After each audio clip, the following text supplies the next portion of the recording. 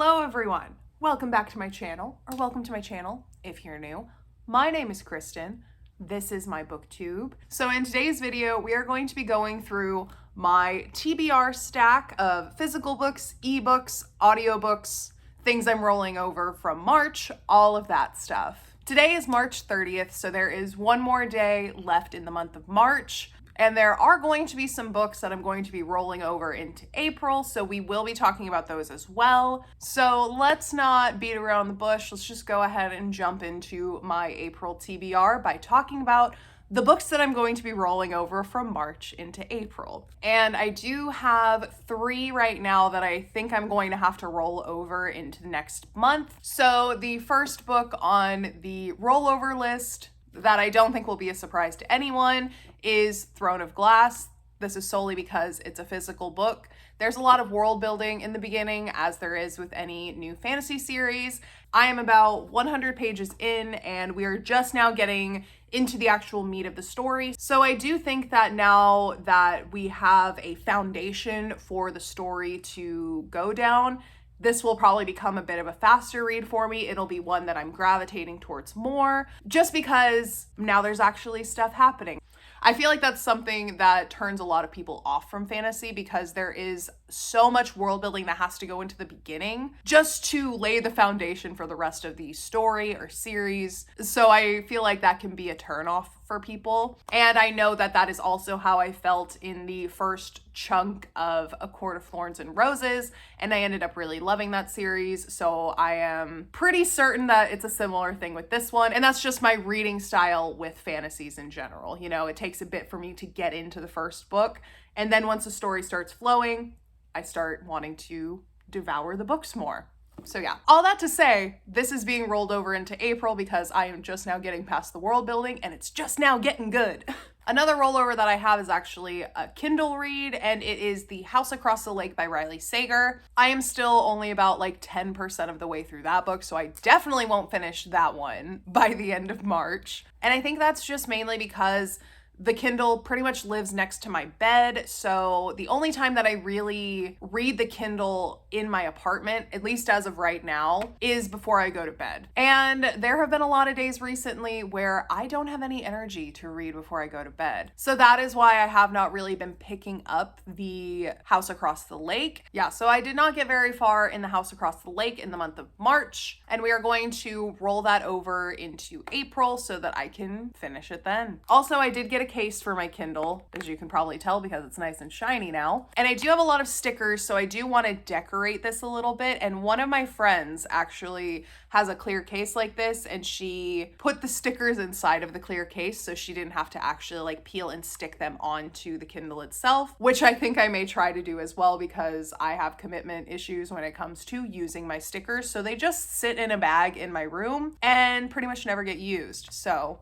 maybe I'll try out just sticking them in this case without actually adhering them to the Kindle and see if I like that, see if that works for me. But yeah, that's a side tangent about decorating my Kindle. But all that to say, I do have an ebook that I am rolling over into the month of April. The next book that I'm going to be rolling over into April is actually an audiobook, and it is The Silent Wife by Karin Slaughter. And I'm not entirely sure how I feel about this book so far. It definitely has a different vibe than Pretty Girl's storytelling wise. This series focuses on an established character that Karin Slaughter has created called Will Trent. I think that's his name. And it really does read more like a typical kind of police thriller where you're following around the main character who is investigating a case. It does kind of have that third person 90s police procedural kind of vibe that I'm not the biggest fan of, but I'm also not that far into it, so I am going to continue with the book and just see how everything plays out before I make any firm judgments on it. But I will say, I think I've noticed a trend with Karin Slaughter in that she really likes body gore. She includes a lot of body gore in her writing. That was also a thing in Pretty Girls. There were a lot of detailed descriptions of people being assaulted, tormented. I think there were even some detailed descriptions of how the characters were murdered in Pretty Girls. And I do see similar kinds of descriptions in this book so far. There hasn't been any like outright murder yet, but there was one flashback where one of the characters did have to try to resuscitate someone. They had to do a tracheotomy and stuff, and there were detailed descriptions of a person doing a tracheotomy, which I am not a blood and gore kind of girl. I'm pretty sure that I've said this before. That's one of the main reasons why I really enjoy the concept of horror books, but I don't read a lot of them because I am not a big fan of body horror. It just makes me feel weird. It grosses me out, even descriptions of body gore. So I feel like that one is going to be one that I need to take in smaller chunks and maybe not just power through all at once. That's kind of why I started that one, and then I kind of pivoted away from it just because I think I was listening to it at like 6 in the morning when I was driving to my parents' house. And that's when they were describing the tracheotomy in detail. And I was just driving and I was like, it's way too early in the morning for this. And I had to change it to a different audiobook. So I feel like that's going to be the limiting factor for this book. It's not that I don't like the story, because the story is intriguing. I am being pulled in by it. But I think the body gore is going to make me have to take it in smaller doses because I'm a little baby when it comes to things like that. So in March, I kind of ended up putting that one on pause a little bit. And then I started reading Just Another Missing Person by Gillian McAllister. I'm pretty much almost done with this. I think I have less than 2 hours left of the audiobook for this. So more than likely, this one's not going to be rolled over into April, but I am really enjoying it. So just thought I'd mention it here. I am currently reading this book, but I think I will be able to finish it before the end of March. And if you want to know more about my thoughts about this book and the other books that I read in March, I will be putting out a March wrap-up, more than likely next week, so be on the lookout for that. And now we're going to get into the books that I have not started and have placed on my April TBR. As always, this list is subject to change. You'll notice a few titles that I've probably put on past TBRs before, but I have not really gotten to any of these books yet. So we'll go through the physical books that I have first, and then we'll talk about the ebooks and the audiobooks, all of those things. So the first one, which I guess is also kind of a rollover,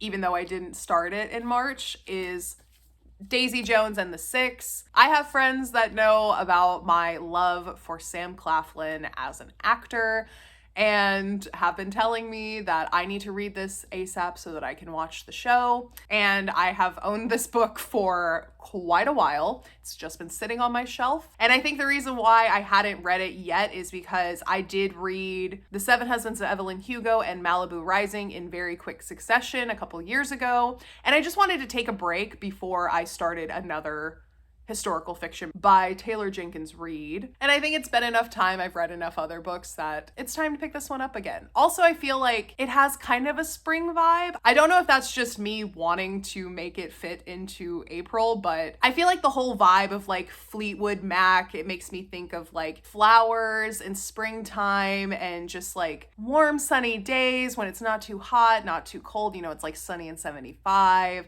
and you're just vibing out, listening to good music. That's kind of the vibe that this book gives me. Whether that's actually something that's correct about this book or not, I have no idea. That's just what I get from what I know about this book, which is basically nothing, so I could be totally off. But in any case, Daisy Jones and the Six is on my April TBR. Next up, we have The Intern by Michelle Campbell.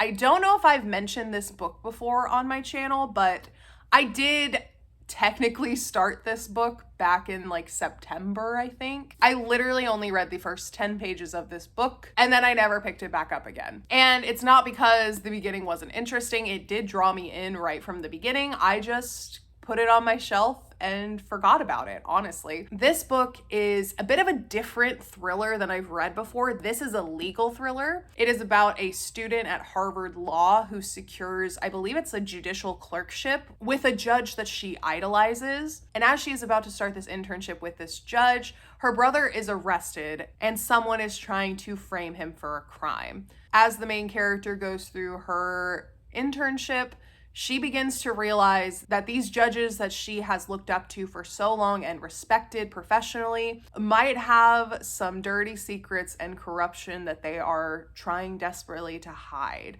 That is pretty much what I remember from the plot of this book. And I do remember that the first 10 pages were very intriguing, so I want to put this on my April TBR so that I can get past the first 10 pages and see what's happening with this intern and her brother and this potentially corrupt judge that she is interning for. I just feel like this is kind of an interesting twist on the thriller genre. You know, thrillers usually always have to do with either regular people dealing with a criminal or cops dealing with a criminal. But this one I think is really interesting because it seems like it pretty much all takes place within the legal sphere, and potentially there is a bad guy that is a judge in this book. I don't know if that's actually what happens, but that's the kind of vibe that I'm getting. Like, there is someone who has a lot of power that is targeting her brother in this book. I just felt like this would be a refreshing change of pace for someone who reads a lot of thrillers like I do. Okay, and the last physical book that I have on my TBR for this month is yours truly. So this was the Book of the Month, Book of the Year winner in 2023. And if you are a member of Book of the Month, I think once you have been with them for a certain amount of time, when they announce the Book of the Year, you get to pick from all the finalists and you get a free copy. So this was my free copy from 2023. And they give you a choice of like 5, and I think I already owned like 3 of the 5. And then the other one I wasn't super interested in, so I decided to pick this one. I don't really know anything about this other than it is a romance and it won Book of the Year last year. And the reason why I'm picking up this book specifically is because for one of my book clubs, we don't set specific books to read. We just set a theme for each month. Then everyone just picks a book that they read that month or that they've just read in the past that fits that theme, and then we talk about it over a Zoom call. It makes for really fun conversations. You get a lot of book recommendations that way, and I really enjoy that way of running a book club. It also makes it easier in that you're not trying to pick a book that you think everyone will like. Everyone just brings their own book to talk about, and then it's just a nice discussion about books over lunch. So the theme for April for that book club was A Spring in Your Step. The goal was to read something that's a bit lighthearted or it makes you happy, and it could be anything. It doesn't have to be a romance. Like, I could have picked a thriller if I wanted to, but I had this one on my shelf. It was Book of the Year last year, so clearly a lot of people like it. One of my friends just read it and she really enjoyed it, so I'm thinking that this is going to be a good book for that category of spring in your step. Maybe it'll make me, I don't know, believe in love again. So moving on to more digital formats of books, I do have 2 more on my TBR for April that are audiobooks. And the first one is another book club pick. It is The Overnight Guest, and that is for my workbook club. I don't know if I ever mentioned it in a YouTube video or not, but I have read this book before. I read it, I think 2 years ago, and I remember really enjoying it. And so in March, we had a vote on what book we wanted to read this month, and this was the winner. And I do remember enjoying it quite a bit, so I'm excited to get to read it again. Our main character of the story, her name is Wiley, and she is a true crime writer. She has rented this house in the middle of the country to stay in while she writes her latest true crime novel. And the novel is surrounding a local notorious crime in this area where a family was brutally murdered in their house as they slept. Because it's been so long since I've read this book, I actually don't remember if initially the crime in the story was solved or not. It was either one of those where someone was arrested but it was the wrong person, or it was just never solved at all. I don't remember which one it was, which is another reason why I'm excited to read this book again, because I really don't remember a ton of it. So it'll be nice to kind of read it again while still remembering the major plot twists, because I do remember those. But yeah, so it takes place on this rural farm. I don't remember what state it's in, but it's basically farmland. And now 20 years later, Wiley is writing a book about this crime that happened in this house. And one night, it is the middle of a bad snowstorm. She hears a crash outside, and when she goes out, she finds a child alone, passed out in the snow, with no adult with them in sight. So Wiley takes this child into the house that she is staying in and kind of takes care of them, warms them up, makes sure that they're okay. And the rest of the story is essentially her trying to figure out what is up with this child, why the truck crashed, why the adult that was with this child just abandoned them in the middle of a blizzard to seemingly die. And there's also the added anxiety of the fact that there is someone looking for this child. So yeah, this book I remember being very interesting, very creepy. It kind of had an Amityville horror kind of vibe to it for me. Just the initial crime in general, to me, has echoes of the original Defoe family murder that happened in the Amityville house, which always brings me in because I feel like that was one of the first true crime stories that I was ever super invested in. And a lot of people are because of the Amityville horror movie. Because not only did this horrific crime happen in this house, then like a year or two later, that's when all of the creepy stuff starts happening with the house. And that's how we have the whole Amityville horror franchise. That's how we got here.